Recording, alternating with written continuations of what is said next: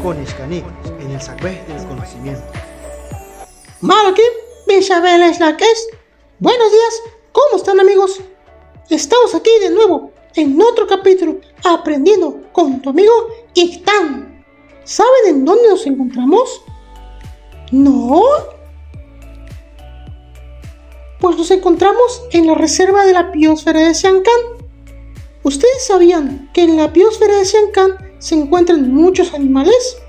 Es por eso que Siancán es considerado patrimonio natural y área protegida por la UNESCO, ya que aquí podemos encontrar muchas especies de plantas y animales endémicas de nuestra zona maya. Es el hogar del jaguar, el tapir, el manatí, el venado cola blanca, el faisán y muchos más. Muy bien amigos, después de haber visto las vocales anteriores, ahora nos toca aprender las vocales rearticuladas.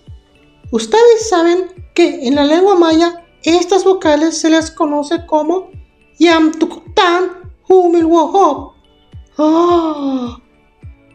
Esta es una vocal muy fácil de aprenderse, amiguitos, ya que con mi ayuda podrá ser más fácil y rápido de aprender.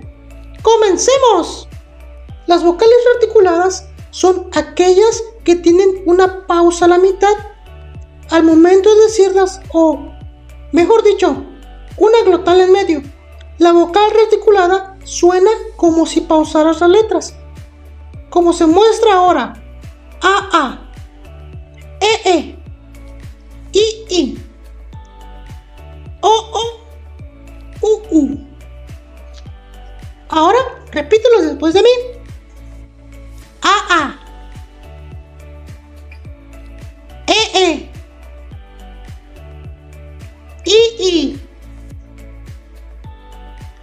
o, u. Muy fácil, ¿verdad?